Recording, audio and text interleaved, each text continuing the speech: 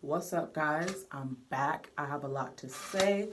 And my whole aesthetic, like, I don't even know what's going on here. I just threw this big ass boxy sweater. Y'all know I'm not going anywhere with this bun and these earrings. It doesn't go together, but it's what's here. So you're gonna take it and you're gonna listen to what I have to say.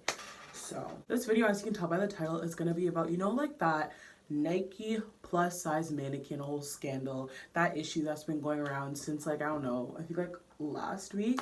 I heard about it this weekend and I was like, this actually has a lot to do with what I just talked about in my last video about my unpopular opinions when I was talking about body positivity. And honestly, I think it's really important because it is not an accident that Nike decided to put that mannequin in the forefront of their store and acting like nobody was going to say anything. Like, that mannequin is no less than like a size 18. Now, let me just explain and do a few disclaimers. Number one, this video is not fat shaming. Number two, this video is not in support of the stereotype and the stigma and the standard of beauty that is currently existing in today's society, that slimmer is better, because I don't believe that. I'm not a slim person. I'm beautiful. So, like, I don't believe that slimmer is better. Like, let's just say that. I mean, I'm not saying that slim is better. Not slimmer is better. Being a slim person is not what is necessarily beautiful. You can be slim and you can be ugly, okay? So that's all I'm just trying to say. That being said, like I said in my last video, people of all body types can be beautiful. All body types, as in you can be big, you can be small, you can be curvaceous, you can be a line, and you can still be beautiful. I'm probably going to use the word fat in this video, like, not out of disrespect, but because that is a word that is commonly referred as, like, it's used to describe, like, overweight people, like, a lot. Not all overweight people, but it's just a word. I don't necessarily believe in calling people fat because that word we need to throw it out. I'm going to be using it in a certain context. It needs to be thrown out because, like, it's so disrespectful, like, to just call people fat, especially when they're not. Like, I don't think you should ever call people fat, just like that you can get a message across to someone without calling them fat, like that. Let's just throw that word out. But like I said, it's going to be used in a certain context. I already know that some people are going to be a little uncomfortable, and that's fine. Like, I'm here to do commentaries. I'm here to literally ruffle some feathers and bring light to some important issues. So we're gonna get started. Have y'all noticed, like, in fast fashion and like the things that are like pushed towards like people around my age? I'm 21, so like Fashion Nova, PLT, like Nike, like all of these brands that are like pushed in our faces. Why is it that, like, if you go to like the regular Fashion Nova, which is like, I think size like 0 to 12, I think, it's like girls who are the models, obviously we know they're crazy photoshopped, but like the models are like really small in certain places and then big in other places, but overall, like, those women are petite, like they're petite people and like quite small. Like, they're smaller than most people I know. Most people I know are healthy weights, like they're very small. And then you go to like plus section and these women are huge.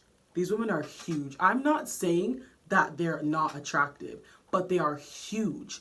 It's like they photoshopped the regular Fashion Nova to look a certain way and be like, that's the body you need to desire and to strive to have.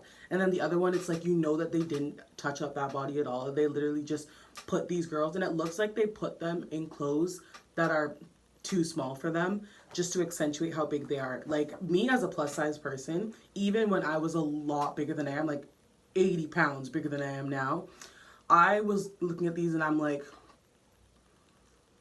not most people don't look like that who are plus size. Like, most people don't look like that. I'm just saying, you can have some models that are like that, but it's all of them. It's literally all of them. You will not find a single one of those models who is like my size. I'm a size 12, 14. So 14 is like the lowest plus size, and then 12 is like starting to get regular. Now I wear 12s and I can fit into some 14s. So like, I'm in that. If you shop PLT, that's like PLT shape, because it's like made for people who have like bigger thighs and a smaller waist. That's just my natural shape. Like, that's just what I am. But I'm not saying that's better. That's just what it is. So like, I'm trying to find clothes. I can't even shop in the plus size department anymore. That's not a bad thing. Obviously, yay for me. I've lost a lot of weight. But like, it's still so sad to see that. And then you have to ask yourself the question, why are literally all of of these models so large, and then and all of these body positivity activists, why are they all so large? Ask yourself, how many body positivity activists is Snapchat throwing in your face, or Twitter or Instagram or YouTube throwing in your face through these ads that look like me or smaller? How many? Ask yourself that, like, how many? None. That's the answer, none of them. Because literally, it's an agenda. And we're going to go into this. And it's a vicious cycle. We're going to break it down together because y'all probably haven't clocked this. I clocked this. I did my research. It's not an accident. It is marketing. My program is literally... Fun fact, my program that I'm starting is Advertising and Marketing Communications Management. It is our job to study the motive and the sense behind advertising and why it's targeted to certain demographics and how. And we're going to go into this vicious cycle and talk about it together because it's really, really important that you don't buy into this, because that's why I said the body positivity movement is actually doing more damage right now than it is doing good things. That's why so many people were up in arms about this huge mannequin, like, just in the forefront. Like, this is not an accurate representation of plus size women. We don't all look like that, and we don't mostly look like that. Like, we just don't. That's just what it is. Like, we just don't. So when I say it's a vicious cycle, I have my notes again, as you can see, because like I said, we gotta be educated and we gotta have our facts up in here. Number one, we're going to go on like a scenario, and I know this does apply to men too, but mostly it is geared towards women in media. So you have a morbidly obese person, because I don't want to say fat. You have a morbidly obese person, okay? And by morbidly obese, I'm talking about statistically, because you can have, so, like, let me just give you an example. You can have someone who's like 5'7". I'm 5'11", so like I'm just giving a random statistic. You can have someone who's like 5'7" and like 190 pounds. That person is obese. That person statistically is obese. They may look great, thick in the right places. That person is obese. Or someone who's like 5'6" and like 170, or so, like that person statistically, they're obese. Like, I'm just telling you right now, you can argue with me, but look it up, they're obese. Like, I'm just telling you. So you have someone who's morbidly obese. So I'm talking about someone who's bigger than that. You have someone who's like that, and because of the current, so you have that person. And then because of the slimmer is better mantra and that, you know, standard that society has in like everything, that it's just everywhere, 9 times out of 10, you're not going to be happy with the way that you look. Like, you're not going to be happy with your body. When you look in the mirror, you're going to see something that you don't like. Like, you don't like, maybe you have too much fat around your neck. You just don't like what you see, okay? And you're like, you know what, I really could be better. And you're not wrong. Like, if you're morbidly obese, you could be better. And this is not referring to people who have health issues. It's not referring to people who have health issues that prevent them from losing weight. I'm not talking about health issues that, like, it can be hard, but it's not doable, because I did it. But anyways, so 9 times out of 10, you're not going to be happy with your body. Then you have the never-ending wave of diet fads. Everybody loves those, don't you? You know, when Instagram just pushes waist trainer ads, or you fit teas and slim teas and, you know, waist trainers and apple cider vinegar, you know, you can't get away from it. It just pushes it down your throat. You have that. So that's in your mind. And you're like, you know what? I get paid next Friday. Let me try this. You know, maybe it'll work for me. And like all these fitness workout apps, you gotta love those, right? All these keto diet apps that are just gonna, you know, run up your money. And so then you buy into these scams, and then it doesn't work for you 3-4 weeks later, or even maybe a couple months later. Guess what? You're still overweight, and now you're just broke as well. Like, nothing happened for you. None of your problems were solved. So now guess what? You're sad. You're still overweight and you're still sad. So we're literally just in the same place. So that's what happens at first. That's like the first part of the cycle.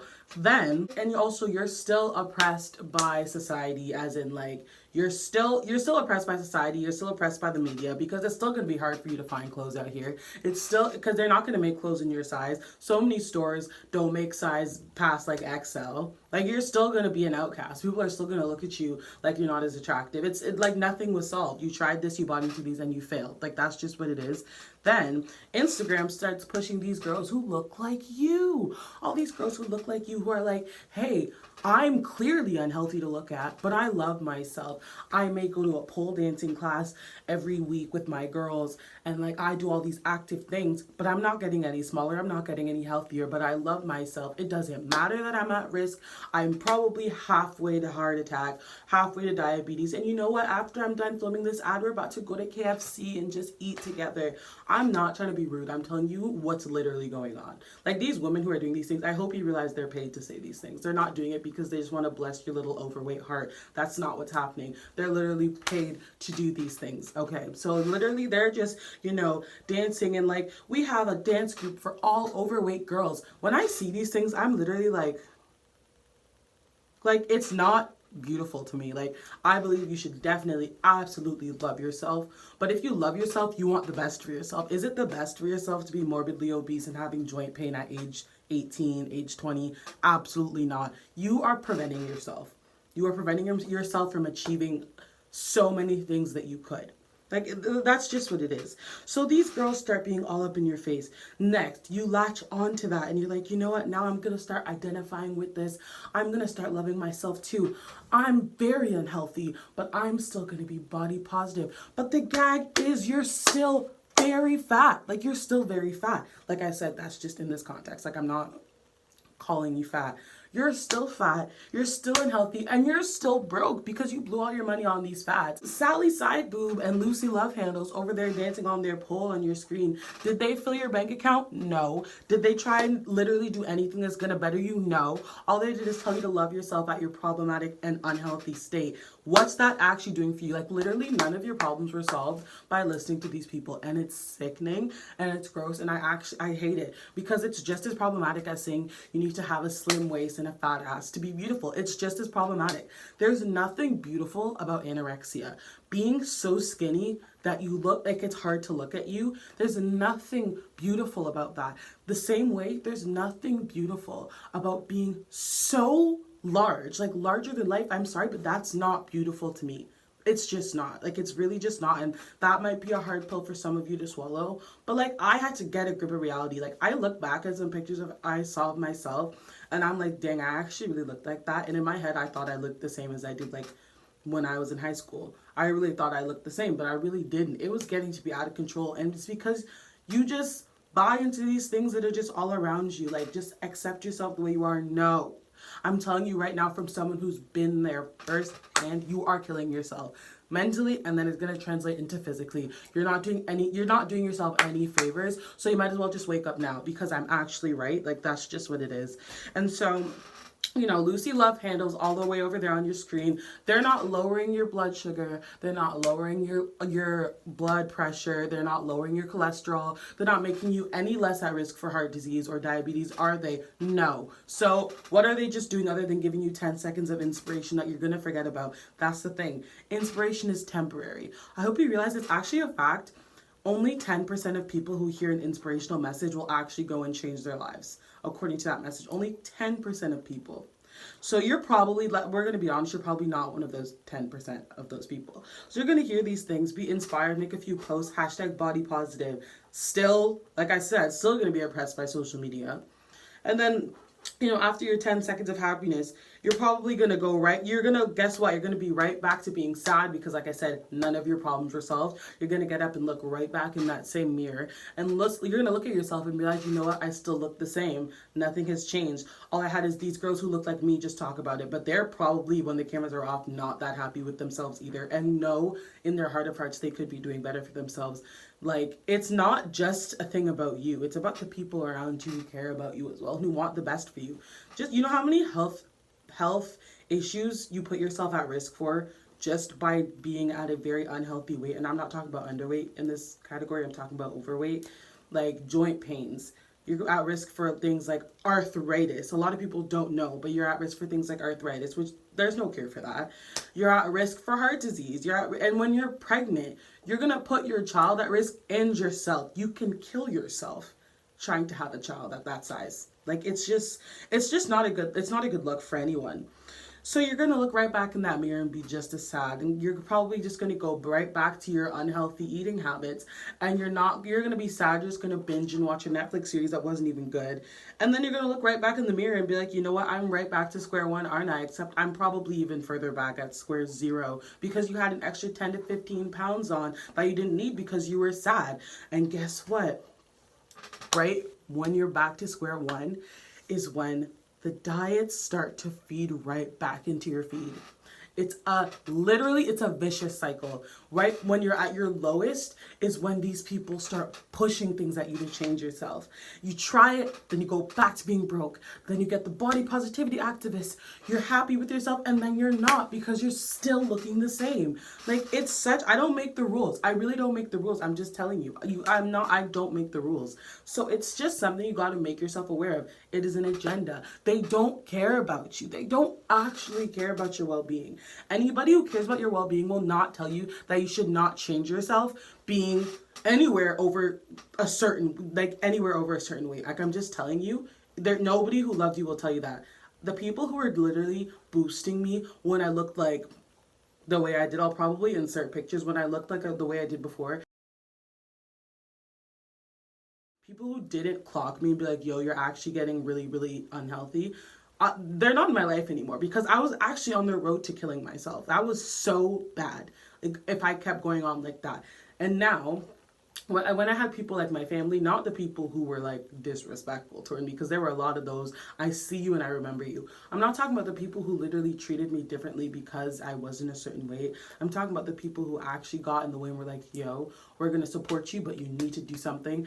And you're the only person who can do it. Nobody else can do it for you. It has to be a decision within yourself. Like I said, I don't make the rules. But back to this Nike mannequin, because that's what this is actually supposed to be about. I just was giving you an idea of what the cycle is.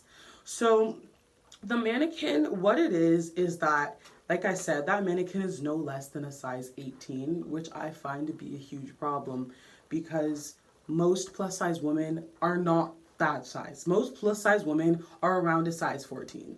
And I know it's only 2 sizes, but that is a significant difference in looks. And I actually think that mannequin's like a size 20 actually.